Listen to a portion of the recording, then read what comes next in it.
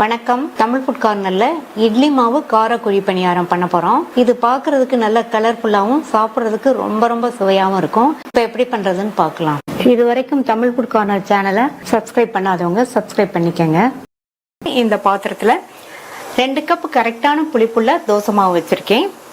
இதுல 2 table spoon ரவை சேர்த்துக்கங்க. வறுத்த ரவை வறுக்காத ரவை எதுனாலும் சேர்த்துக்கங்க. சேர்த்துட்டு நல்லா மிக்ஸ் பண்ணி விட்டுறலாம். இதுல ஒரு அரை டேபிள் ஸ்பூன் மட்டும் தண்ணி சேர்த்து நல்லா மிக்ஸ் பண்ணி விட்டுருங்க.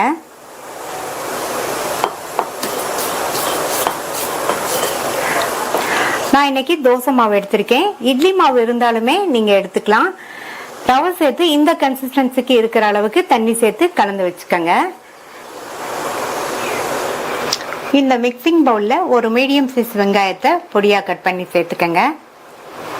இதுல 2 சின்ன தக்காளியையும் விதைகளை நீக்கிட்டு நல்லா குட்டி குட்டியா கட் பண்ணி சேர்த்துக்கங்க.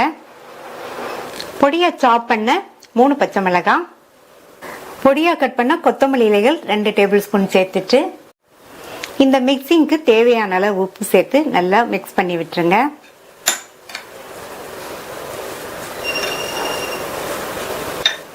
உப்பு சேர்த்து நல்லா மிக்ஸ் பண்ணியாச்சு. இது கூட அரை டீஸ்பூன் சில்லி ஃப்ளேக்ஸ் சேர்க்கிறேன். இது நீங்க விருப்பப்பட்டா சேர்த்துக்கங்க, இல்லைன்னா ஸ்கிப் பண்ணிடலாம். ஆல்ரெடி நம்ம பச்சை மிளகாய் வேற சேர்த்துருக்கோம். லைட்டா ஒரு தடவை மிக்ஸ் பண்ணி விட்டுட்டு நம்ம பணியாரத்தை ஊற்றிடலாம். ஸ்டவ்ல ஒரு பணியாரக்கல் போட்டு சூடாயிடுச்சு. ஒவ்வொரு குழியிலையும் கொஞ்சம் கொஞ்சமா எண்ணெய் சேர்த்துக்கலாம்.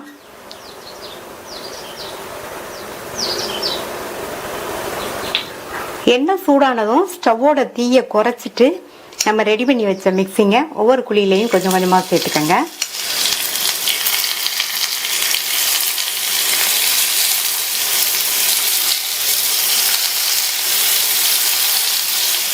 ஸ்டவ் சிம்லேயே தான் இருக்கு. அடுத்து நம்ம ரெடி பண்ணி வச்ச மாவை இந்த மிக்சிங் மேலே கொஞ்சம் கொஞ்சமாக சேர்த்துட்டு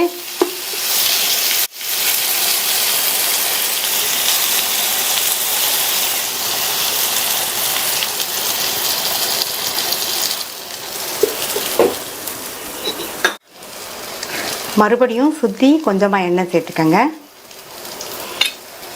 மூடி போட்டு ஸ்டவ்வோட தீயை கொஞ்சம் கூட்டி வச்சுக்கோங்க. லோ ஃப்ளேமுக்கும் மீடியம் ஃப்ளேமுக்கும் நடுவில் வச்சுருக்கேன். ஒரு சைடு பணியாரம் வேகட்டும். 2 நிமிஷம் ஆச்சு. மேலே எல்லாம் நல்லா ட்ரை ஆகி வந்திருக்கு பாருங்க. பணியாரம் அந்த சைடு வெந்துருச்சு. திருப்பி போட்டுக்கலாம்.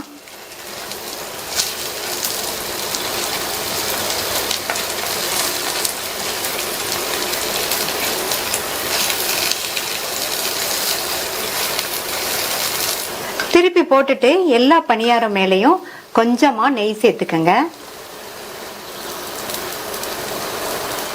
சேர்த்துட்டு அடுத்து கொஞ்சமா இட்லி பொடி லைட்டா தூவி விட்டுக்கலாம்.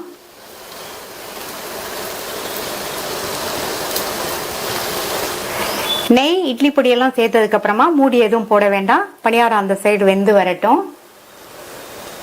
இப்ப 2 நிமிஷம் ஆச்சு. பணியாரம் பாருங்க, இந்த சைடுமே நல்லா சூப்பரா வெந்துருச்சு. நல்லா மொறு மொறுன்னு இருக்கு.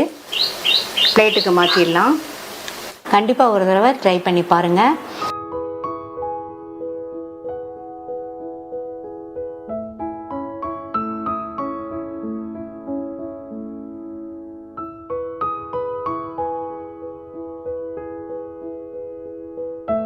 இட்லி மாவு குணுக்கு இது நல்லா மொறுமொறுப்பா சாஃப்டா சாப்பிட்றதுக்கு ரொம்ப ரொம்ப டேஸ்டா இருக்கும். 3 கப் இட்லி மாவு எடுத்து வச்சிருக்கேன்.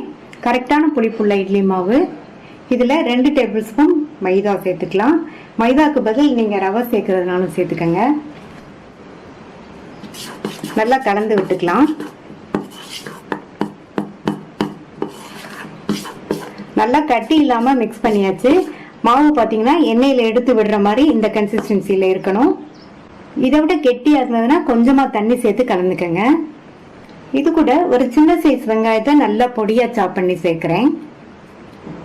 பொடியா கட் பண்ண 2 பச்சை மிளகாய். பச்சை மிளகாவை நல்லா பொடியா சாப் பண்ணிக்கங்க. கட் பண்ண கறிவேப்பிலை இலைகள் கொஞ்சம் 2ஐயும் சேர்த்துக்கலாம். இது இருக்கட்டும். இந்த பேன்ல 1 டீஸ்பூன் எண்ணெய் சூடானதும் அதுல அரை டீஸ்பூன் கடுகும் 1/4 டீஸ்பூன் பெருங்காய பவுடரும் சேர்த்துட்டு நல்லா மிக்ஸ் பண்ணி விட்டுட்டு நம்ம ரெடி பண்ண மாவில் சேர்த்துடலாம். சேர்த்துட்டு நல்லா கலந்து கொடுத்துருங்க.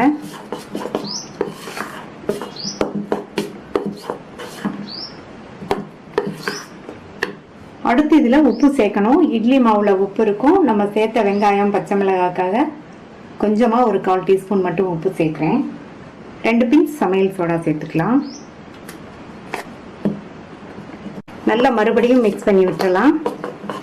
அவ்வளோதான். மிக்ஸ் பண்ணிவிட்டு நம்ம எண்ணெயில் ஊற்றி எடுத்துடலாம். மாவு இந்த மாதிரி இருக்கணும். எண்ணெய் சூடாயிடுச்சு. நம்ம ரெடி பண்ணி வச்ச மாவை நல்லா மிக்ஸ் பண்ணிவிட்டு ஸ்பூனில் எடுத்து கொஞ்சம் கொஞ்சமாக விட்டுறலாம். நீங்கள் எண்ணெயில் சேர்க்கும் போது ஸ்டவ்வை வந்து சிம்மில் வச்சுட்டு சேர்த்துக்கோங்க.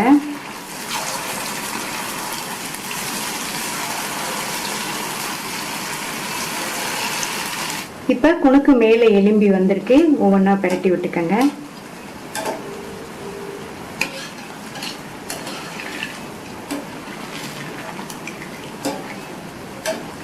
சிம்பிளையே வச்சு இந்த மாதிரி பிரட்டி பிரட்டி எடுத்தோம்னா குணுக்கோட கலரும் மாறாமல் இருக்கும். நல்லா வெளியில் மொறுமொறுன்னு இருக்கும். நல்லா பிரட்டி பிரட்டி விட்டு லைட் ப்ரௌனாக வந்துருச்சு.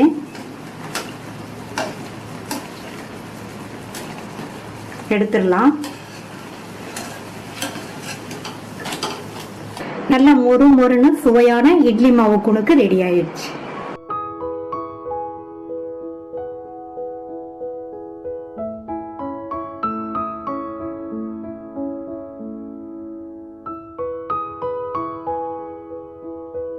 இட்லி மாவை வச்சு குட்டி குட்டி போண்டா பண்ண போறோம்.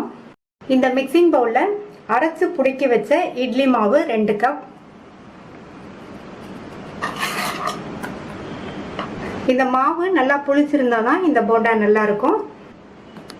இது கூட வெங்காயம் 2 டேபிள் ஸ்பூன், கறிவேப்பிலை கொஞ்சம், கொத்தமல்லி இலை கொஞ்சம், ஒரு பச்சை மிளகாய், இது எல்லாத்தையும் நல்லா பொடியா கட் பண்ணி வச்சிருக்கேன். எல்லாத்தையும் இந்த மாவுல சேர்த்துக்கலாம்.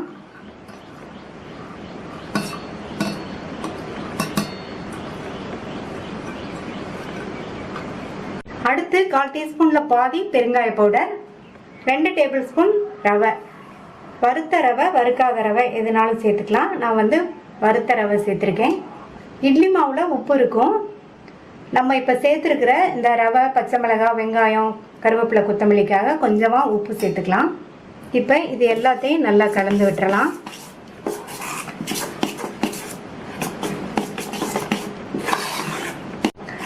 நல்லா மிக்ஸ் பண்ணி விட்டாச்சு. நான் வந்து இதுக்கு 2 டேபிள் ஸ்பூன் ரவை சேர்த்துருக்கேன். போண்டா வந்து இந்த மாதிரி எடுத்து போடுற அளவுக்கு பக்குவமாக இருக்குது. இது ஊறுனால இன்னுமே கொஞ்சம் கெட்டித்தன்மைப்படும். உங்களுடைய மாவு இன்னும் தளர்வாக இருந்தால் இன்னும் ஒரு 1/2 டேபிள் ஸ்பூனோ 1 டேபிள் ஸ்பூனோ ரவை சேர்த்துக்கோங்க. இந்த மாதிரி ரவை சேர்த்தோம்னா போண்டா நல்லா கிறிஸ்பாக சாப்பிட்றதுக்கு டேஸ்ட்டாக இருக்கும். இப்போ மூடி வச்சிடலாம். ரவை மாவோடு சேர்ந்து ஒரு 15 நிமிஷம் ஊறட்டும்.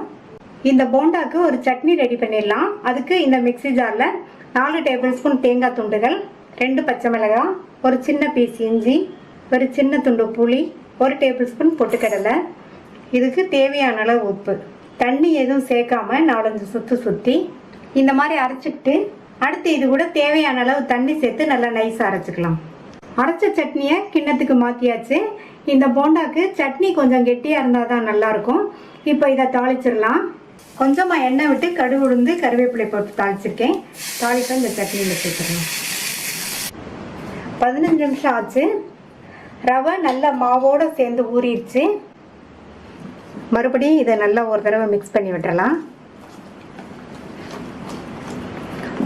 மாவு வந்து இந்த மாதிரி எண்ணெயில் எடுத்து போடுற மாதிரி இந்த பக்குவத்துக்கு இருக்கணும். இதை விடையும் மாவு ரொம்ப திக்காக இருந்ததுன்னா போண்டா வந்து ஹார்டாக இருக்கும். இப்போ எண்ணெயில் போட்டு எடுத்துடலாம். போண்டாவை போட்டு எடுக்கிறதுக்கு கடாயில் எண்ணெய் விட்டு சூடாயிடுச்சு. கரெக்டான ஹீட்டில் இருக்குது. ரொம்ப ஹீட்டாக இருக்கக்கூடாது. இப்போ ஸ்டவ்வோட தீயை குறைச்சிட்டு கையை வந்து தண்ணியில் நனைச்சிட்டு எடுத்து குட்டி குட்டி போண்டாவாக கொஞ்சம் கொஞ்சமாக போடணும்.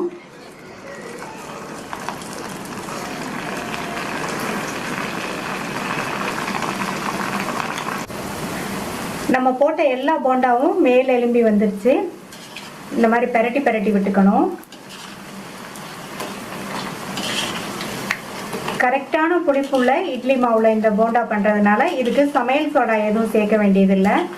சமையல் சோடா சேர்க்காமையே நல்லா சாஃப்டாக இருக்கும். ரவை சேர்த்துருக்கிறதுனால நல்லா மொறு மொறுன்னு இருக்கும். நிதானமான தீயில வச்சு நல்லா இந்த மாதிரி பெரட்டி பெரட்டி விட்டு போண்டா நல்லா பொன்னிறமாக வந்துருச்சு.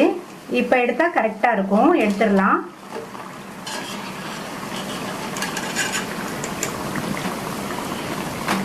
நல்லா எண்ணெயை வடிச்சிட்டு ஒரு பிளேட்டில் டிஷ்யூ பேப்பர் வச்சுருக்கேன், அதில் வச்சிடலாம். மீதி உள்ளதையும் இதே மாதிரி போட்டு எடுத்துடலாம். எல்லா போண்டாவையும் போட்டு எடுத்தாச்சு. சுவையான மொறுமொறுப்பான குட்டி குட்டி போண்டா ரெடி ஆயிடுச்சு. நான் இன்னைக்கு தேங்காய் சட்னியோட சர்வ் பண்ணியிருக்கேன். இந்த போண்டாவை ட்ரை பண்ணி பார்த்துட்டு உங்கள் கமெண்ட்ஸை சொல்லுங்கள். தேங்க்யூ.